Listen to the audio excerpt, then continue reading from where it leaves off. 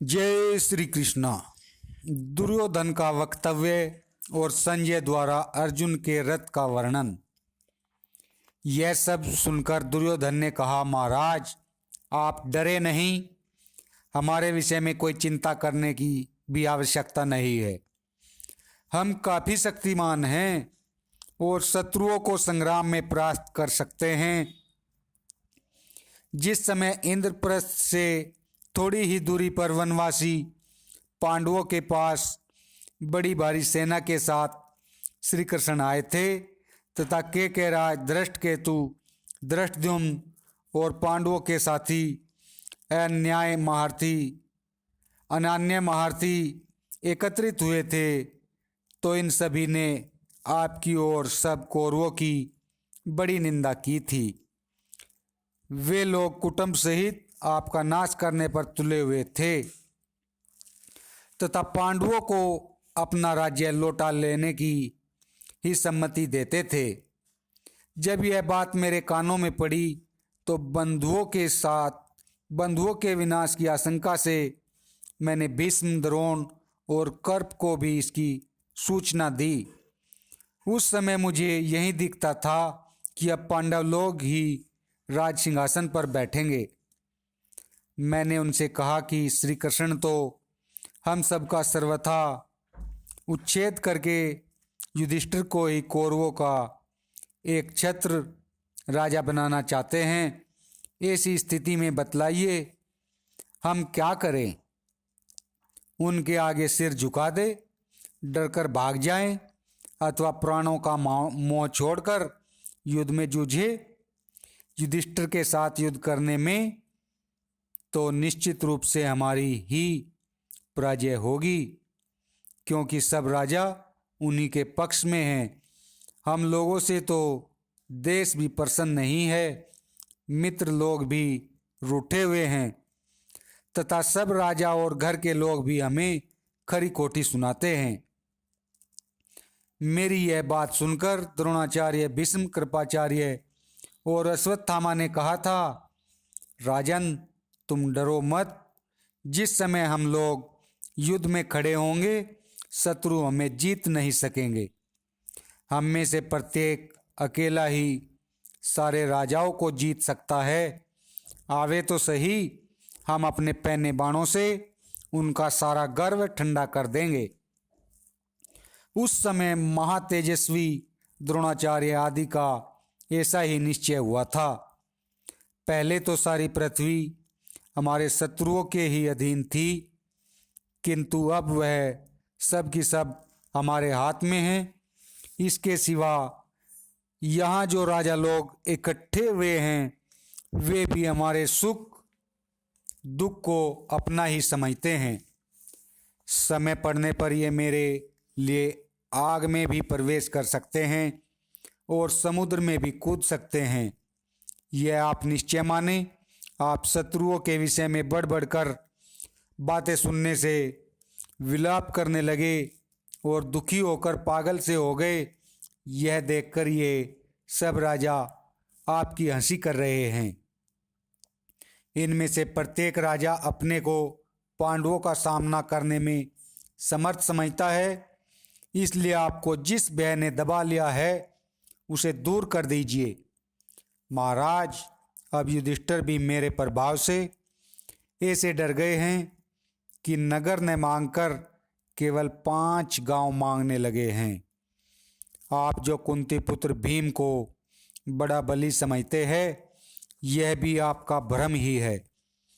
आपको अभी मेरे प्रभाव का पूरा पता नहीं है। इस पृथ्वी पर गदा युद्ध में मेरे समान कोई भी नहीं है, न कोई पहले था और न आगे ही होगा। जिस समय रणभूमि में भीम के ऊपर मेरी गदा गिरेगी उस समय उसके सारे अंग चूर चूर हो जाएंगे और वह मरकर धरती पर जा पड़ेगा। इसलिए इस महान युद्ध में आप भीमसेन का भय न करें, आप उदास न हो, उसे तो मैं अवश्य मार डालूंगा।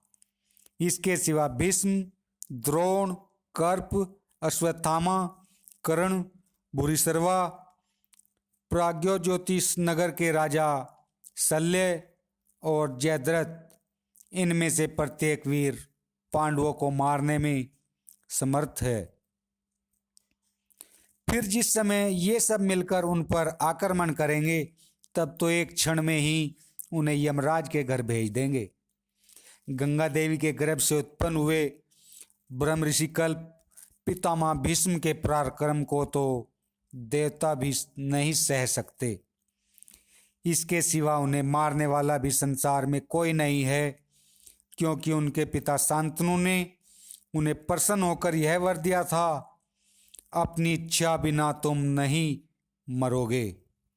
दूसरे वीर भरद्वाज पुत्र द्रोण है, उनके पुत्र अश्वत्थामा भी शस्त्र शास्त्र में पारंगत है।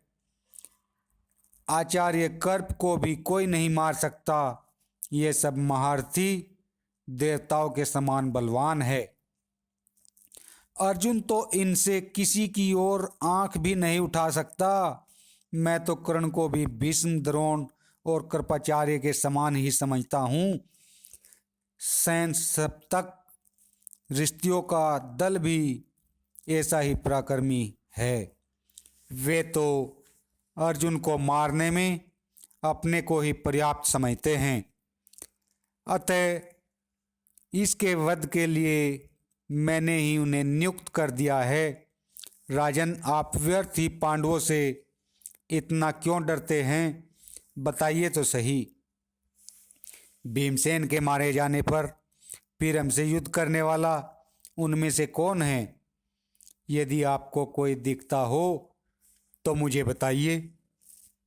शत्रुओं की सेना के तो पांचों भाई पांडव तथा धृष्टद्युम्न और सात्यकी, ये 7 ही वीर प्रधान बल है, किंतु हमारी ओर भीष्म, द्रोण, कर्प, अश्वत्थामा, कर्ण, सोमदत्त, ब्राह्मीक, प्राग्योज्योतिष प्रदेश के राजा शल्य, अवंतीराज विंद और अनुविंद, जयद्रथ, दुशासन, दुर्मुख, दुस्सह, श्रतायु, चित्रसेन, पुरुमित्र, विविंशति, सल, भूरिश्रवा और विकर्ण, ये बड़े बड़े वीर हैं तथा 11 एक सोनी सेना एकत्रित हुई है।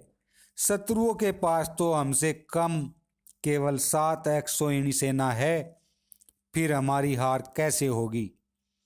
अतः इन सब बातों से आप मेरी सेना की सबलता और पांडवों की सेना की दुर्बलता समझकर घबराए नहीं। ऐसा कहकर दुर्योधन ने समय पर प्राप्त हुए कार्यों को जानने की इच्छा से संजय से फिर पूछा, संजय, तुम पांडवों की बड़ी प्रशंसा कर रहे हो, भला यह तो बताओ कि अर्जुन के रथ में कैसे घोड़े और कैसी ध्वजाएं हैं? संजय ने कहा, राजन, उस रथ की ध्वजा में देवताओं ने माया से उनके अनेक प्रकार की छोटी बड़ी दिव्य और बहुमूल्य मूर्तियां बनाई है। पवन नंदन हनुमान जी ने उस पर अपनी मूर्ति स्थापित की है और वह ध्वजा सब और 1 योजन तक फैली हुई है। विधाता की ऐसी माया है कि वृक्ष आदि के कारण भी इसकी गति में कोई बाधा नहीं आती। अर्जुन के रथ में चित्ररथ गंधर्व के दिए हुए वायु के समान वेग वाले सफ़ेद रंग के उत्तम जाति के घोड़े जुते हुए हैं। उनकी गति पृथ्वी, आकाश और स्वर्ग आदि किसी भी स्थान में नहीं रुकती तथा उनमें से यदि कोई मर जाता है तो वर के प्रभाव से उसकी जगह नया घोड़ा उत्पन्न होकर उनकी 100 संख्या में कभी कमी नहीं आती। बोलो जय श्री कृष्णा।